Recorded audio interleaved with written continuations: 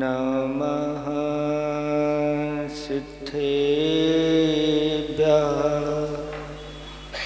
ॐ नमः सिद्धेभ्यः। खासुदास की आसुअस श्वास श्वास परवास। पाश करो मत दास को उदासता का दास। ना तो सुर सुख चाहता शिव सुख की ना चाह। तो तुति सरवर में चिंतामणि पारसनाथ भगवान की। देवादिदेव खजराठ वर्तमान शासनक महावीर भगवान की।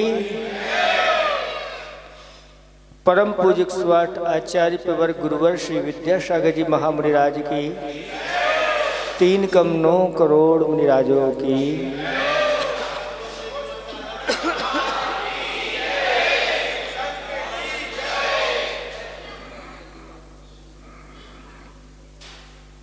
धर्म स्नेही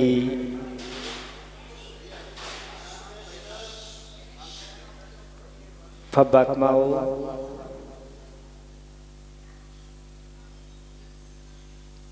पारस धाम वाले बार बार आते थे। अभी भी स्वास्थ्य की अनुकूलता नहीं बन रही थी, लेकिन पारस धाम वाले इनकी भक्ति खींच लाई।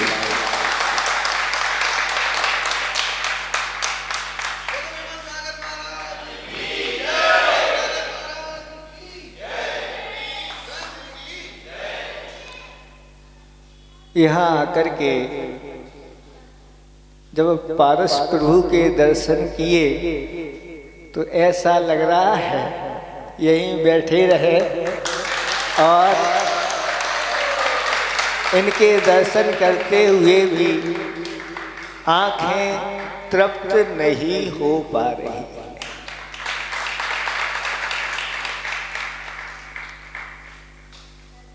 जैन अनेक प्रकार के होते हैं। एक नाम के जैन होते हैं। नाम के जैन कौन कहलाते हैं? जो नाम से तो जैन है, लेकिन जैन धर्म उनके जीवन में आता नहीं। जैनों की जो क्रियाएं होती हैं वो उनके जीवन में नहीं आती, लेकिन नाम से कहलाते हैं जैन साहब, क्योंकि इनका जन्म जैन कुल में हुआ।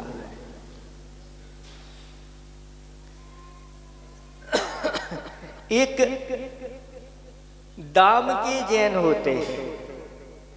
दाम जानते हैं? दाम के बिना कोई काम नहीं चलता है। तो दाम के होते हैं, यानी जैन कुल में जन्म हुआ और पूर्व का ऐसा उनका पुण्य रहता है कि दाम की कोई कमी नहीं होती।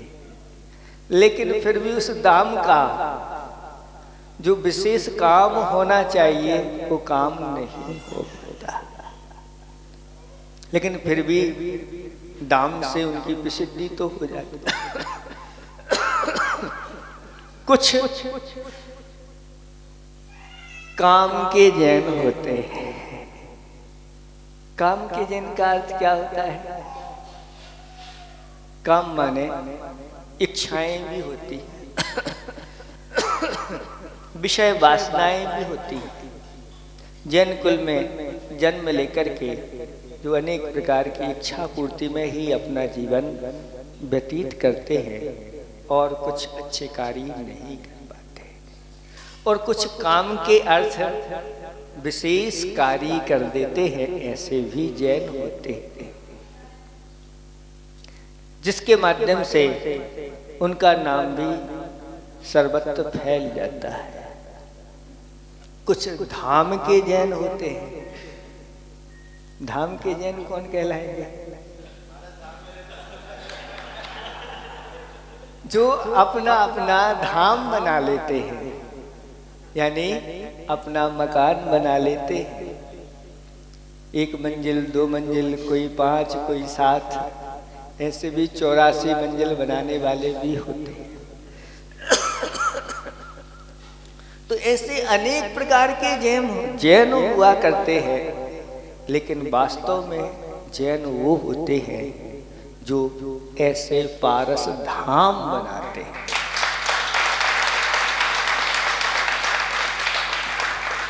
कोई पारस धाम बनाता है, कोई शांति धाम बनाता है, कोई आदि धाम बनाता है। आदि से लेकर के महावीर पर्यंत तक जो धाम बनाते हैं, वास्तव में वही सच्चे जैन हुआ करते हैं। उनका जीवन सार्थक हुआ करता है। और जिन्होंने ये धाम बनाए हैं, जब उनका पुण्य उदय में आएगा, उन्हें किसी प्रकार के कोई धाम बनाने की आवश्यकता नहीं होती। बने बनाए रत्नमयी स्वर्णमयी उनके लिए धाम मिलते हैं, जिनमें उनका निवास होता है। यहाँ तक कि जब पृथ्वी पर मनुष्य जीवन धारण करते हैं, तो भी उनको बने बनाए महल मिलते हैं। अगर कोई पूर्व कर्म का उदय आ गया और ये धाम छोड़ करके अगर वन में भी जाना पड़ा, जैसे रामचंद्र जी वनवास कुछ पूर्वकृत कर्म उदय में आया और महलों को छोड़ करके वन में चले गए। आप लोगों ने पद्म पुराण पढ़ा होगा कि वर्षा ऋतु प्रारंभ होने वाली थी। राम लक्ष्मण सीता जैसे ही बादल गरजने लगे तो एक महावट वृक्ष के नीचे जाके खड़े हो गए। और वहां खड़े होते ही वहां का जो यक्ष था, जब ऐसे प्रतापी लोगों को देखा तो देख करके वह कहता है, ये कौन है? क्या स्वर्ग से पधारे हैं या कहीं से आए हैं? और वह घबराता हुआ अपने यक्षों के जो राजा इंद्र थे उनके पास वह पहुंच जाता है और कहता है कि ऐसे महान पुरुष आए हैं, हम जानते नहीं हैं कौन है, आप चलिए। तब वह यक्षों का इंद्र अवधि ज्ञान से जान लेता है ये सामान्य पुरुष नहीं है, नारायण और बलभद्र और सती सीता है। पर बड़ी भक्ति के साथ वहाँ आता है और उनकी भूरी भूरी प्रशंसा करता है। और वह कहता है, अब आपको कहीं जाने की आवश्यकता नहीं है। उस यक्षेंद्र ने वहाँ पर एक रामपुरी की रचना कर दी। रामपुरी में ऐसे विशाल विशाल भवन तो बनाए, लेकिन जिनेंद्र भगवान के ऐसे पारस धाम जैसे स्थान भी वहां पर उन्होंने बनाए। और 4 महीने तक रामचंद्र जी ने वही राजा जैसे होकर के और निवास किया। और साथ साथ में वहाँ जो भी वृत्ति आते थे, वह रामचंद्र जी उन वृत्तियों का सम्मान अनेक प्रकार के वस्त्र आभूषण धन धान्य से उनको संपन्न करके भेजते थे। आचार्य भगवंत ने एक दोहा लिखा है, प्रभु दर्शन फिर गुरु कृपा, तदनुसार पुरुषार्थ, जग में दुर्लभ 3 ये, मिले सार परमार्थ। सबसे पहले क्या? प्रभु दर्शन। कहते हैं जिनका ऐसा नियम होता है कि सर्वप्रथम हम प्रभु दर्शन करेंगे, उसके बाद फिर मुख में कुछ डालेंगे। ऐसे लोगों आगे जाकर के स्वयं भगवान बनते हैं उनका, क्योंकि इस प्रकार का संकल्प है कि जब तक मैं 3 लोक के नाथ का दर्शन नहीं कर लूंगा मैं भोजन पानी नहीं करूंगा। ऐसी कथाएं भी शास्त्रों में आती हैं। वह कौन थी जिसने गज मोती चढ़ाने का नियम लिया था? सामान्य दर्शन नहीं, सामान्य चीज चढ़ा के दर्शन तो सब करते हैं, लेकिन विशेष वस्तु चढ़ा करके, क्योंकि मुनिराज ने उपदेश दिया था कि 3 लोक के नाथ के लिए अपने घर में सर्वश्रेष्ठ जो वस्तु हो वो चढ़ाना चाहिए। तो उसने विचार किया कि मेरे घर में तो बहुत सारे, जैसे आपके यहाँ चावल के बोरे रखे रहते हैं, ऐसे उसके यहाँ गज मोती के बोरे के ढेर लगे। और उसने संकल्प लिया कि महाराज मैं तो गज मोती चढ़ा करके भगवान के दर्शन करूंगा। सारे लोग आश्चर्यचकित हैं, किसी की हिम्मत नहीं। सिर्फ एक बच्ची वह खड़ी हो गई। देखो उसकी श्रद्धा आस्था। बड़े बड़े लोग, स्वयं सेठ है जिसके यहाँ मोती भरे पड़े हैं, वह ऐसा नियम नहीं ले पा रहा। दिल चाहिए, दिल के साथ दिल की पावर भी चाहिए, विल पावर चाहिए। जिसके अंदर होती है वही, नहीं तो सोचते रहते हैं। कहते हैं जीवन में धोखे बहुत मिलते हैं, लेकिन जीवन में मौके बहुत कम मिलते हैं। पारस धाम वालों के लिए मौका आया है भामंडल भगवान को लगाने का। एक सामान्य नहीं है, ये ऐसा सुअवसर आया है कि जिनेंद्र भगवान को जो भामंडल लगाता है उसका आहा मंडल कभी फीका नहीं निकलता। उसका तेज निरंतर बढ़ता रहता है, उसका पुण्य ऐसा बढ़ता है कि जहाँ जाता है एक अलग ही अलौकिक आभा को लेकर के ही वह जाता है, क्योंकि ये सामान्य वस्तु नहीं है। एक ग्वाला प्रतिदिन गायें चराने जाता, रास्ते में एक सरोवर मिलता। वह सरोवर में जब कभी स्नान कर लेता। एक दिन की बात है कि सरोवर में बीचों बीच एक विशेष कमल खिला हुआ है, और सामान्य कमल नहीं, सहस्र दल कमल है जिसके 1000 पाखुड़ियां हैं। उसका मन हो गया कि इस कमल को तो मुझे तोड़ना है, और तैर करके गया और उसको तोड़ करके ले आया। और जैसे ही किनारे पर खड़ा हुआ, उस सरोवर का देवता वहां पर प्रकट हो गया, और देवता कहता है ये मेरा कमल है, तुमने किससे पूछ करके इसको तोड़ा? वह कहता है मैं किससे पूछता, यहाँ कोई दिखे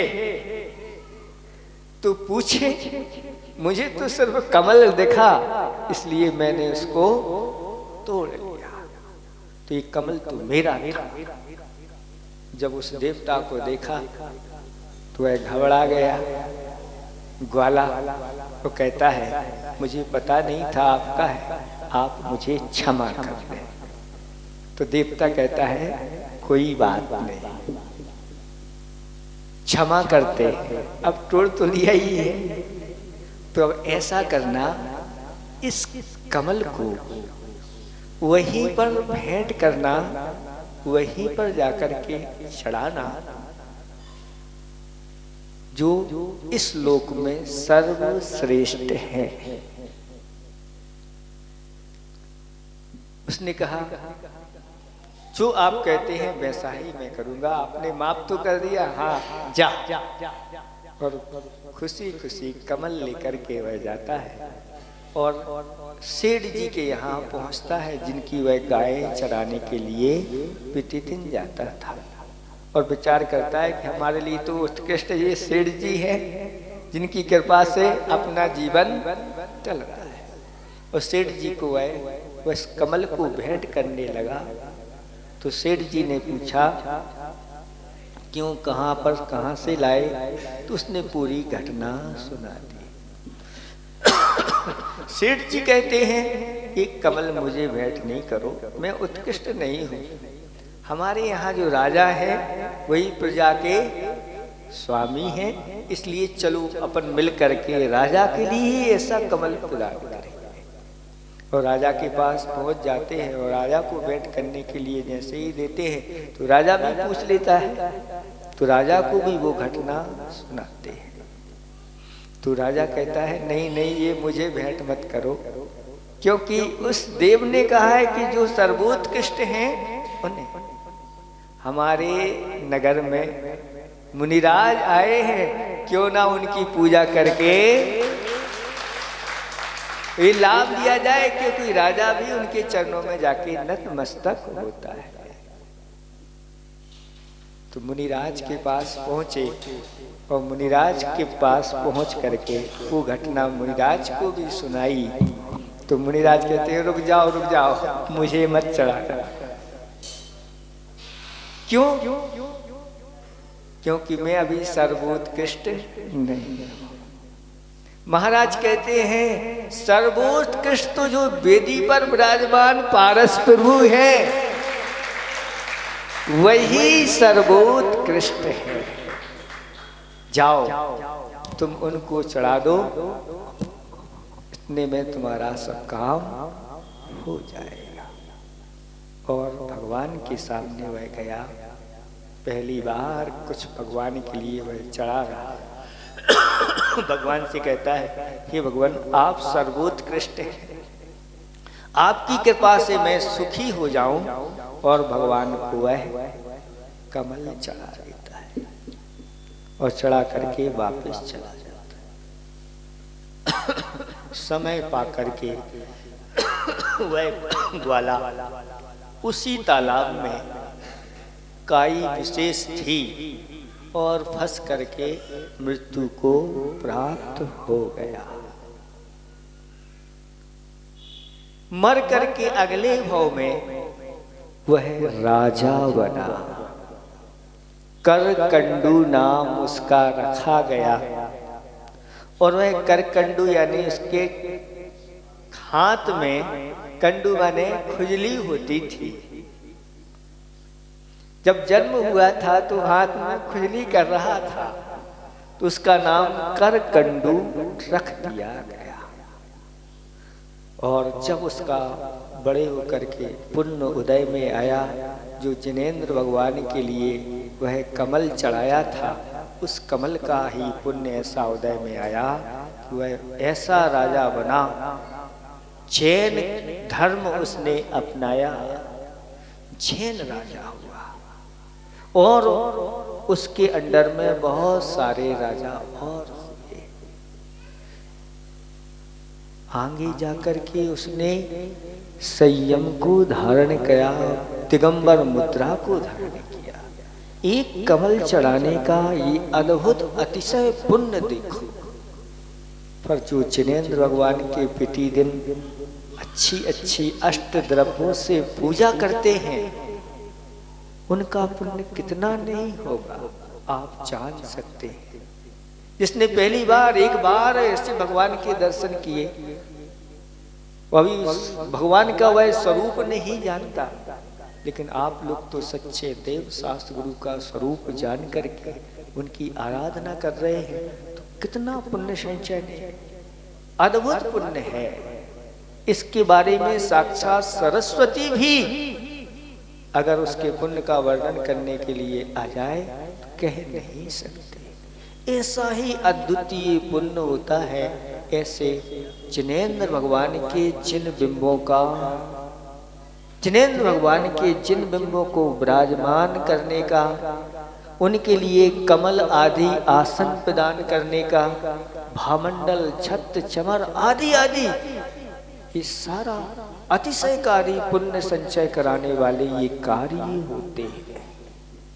और फिर इनका जिनालय बना दे तो कहना ही क्या है, क्योंकि उस जिनालय में सब कुछ आ जाता है। क्या नहीं आता? एक जिनालय बनाने से सब कुछ आ जाता है। यहाँ तक कि उस जिनालय में आकर के मुनिराज भी बैठ करके धर्म की उपदेश देते और आप लोग सब सुनते हैं, सब कुछ हो जाता है। ऐसे अतिशयकारी क्षण बहुत दुर्लभता से आते ही ये मौके हैं, इन मौकों को छोड़ना नहीं चाहिए। और प्रतिदिन ऐसे भगवान की पूजा अर्चना करना चाहिए, अभिषेक शांति धारा और पूजा करना चाहिए। एक दिन भी अगर आपका अभिषेक पूजा आदि छूट जाती है, अष्टद्रव्य से पूजा नहीं कर पाए, तो कितना बड़ा घाटा होता है। बताओ कितना बड़ा घाटा होता है। दुकान में घाटा लग जाता है तो आप लोगों के चेहरे उतर जाते हैं। कितना घाटा लगता है? 1 लाख 2 लाख 1 करोड़ का लग जाएगा। लेकिन अगर एक दिन पूजा नहीं कर पाते हैं तो कितना बड़ा घाटा लगता है। इतना बड़ा घाटा लगता है जैसे आपको एक बहुत बड़ा राज्य मिला था और वह राज्य आपके हाथ से चला गया। कम से कम बता रहे हैं, कम से कम इतना घाटा तो लग जाता है। और जो अभी जिन्होंने अभिषेक पूजा आदि करना ही प्रारंभ नहीं किया, उनकी गाड़ी तो घाटे ही घाटे में जा रही है। ऐसे दुर्लभ क्षण होते हैं। ऐसा ही एक और दुर्लभ क्षण भोपाल वालों को मिलने वाला है। कौन सा दुर्लभ क्षण है? अभी तक सुनते हैं कि भोपाल में 24 समूषण विधान नहीं हुआ, और ऐसा 24 समूषण बना करके और जिनेंद्र भगवान की आराधना की जा रही है। और वो भी ऐसे सामान्य समय में नहीं हो रही है, अष्टांगा पर्व में हो रही है। और भी सामान्य समय नहीं, अष्टांगा से बढ़कर एक ऐसा समय ये चल रहा है कि जैन जगत के एक महान गुरु आचार्य भगवंत का 50वां वर्ष आचार्य पदारोहण पर चल रहा है। 50 वर्ष निर्दोष रूप से अपने आचार्यत्व का पालन करते हुए इस जैन जगत की ध्वजा को ऐसा फहरा रहे हैं, उनके दर्शन मात्र से ही लोगों के पाप गलने लग जाते हैं। ऐसा अवसर पर ये विधान हो रहा है। हमने आप लोगों को बताया था, ये जो अष्टानिक में विधान आदि होते हैं, ये गुणित क्रम से फल प्रदान करते हैं। अष्टानिक व्रत की विधि में बताया गया कि चतुर्दशी को जो उपवास करता है अष्टानिक में, वह 1 करोड़ उपवास के बराबर फल प्राप्त करता है। कभी कर पाओगे 1 करोड़ उपवास? लेकिन अष्टानिक की चतुर्दशी को अगर व्रत के साथ अगर वह उपवास कर रहे हैं तो 1 करोड़ उपवास के बराबर फल है। और अगर पूर्णिमा को कर लिया तो 3.5 करोड़ उपवासों के फल उसको प्राप्त हो जाते। 2 दिन के मिला के 4.5 करोड़ हो गए। इसी प्रकार से ये तो व्रत करने की विधि है, इसी प्रकार से पूजा अभिषेक शांति धारा का फल भी ऐसा ही मिलता है। एक समूषण में बैठ करके अगर आप आराधना करते हैं अपनी तरफ से, तो वह जब चतुर्दशी की आराधना होगी और पूर्णिमा की आराधना होगी, करोड़ों गुना उसका फल होगा। हाँ, ये सारी चीजें जो है ना, ये दुर्लभ क्षण है। सामान्य लोग इसको समझ नहीं पाते। सच्चे देव शास्त्र गुरु के भक्त इस अवसर को छोड़ते नहीं। इस अवसर का वह लाभ उठा लेते हैं।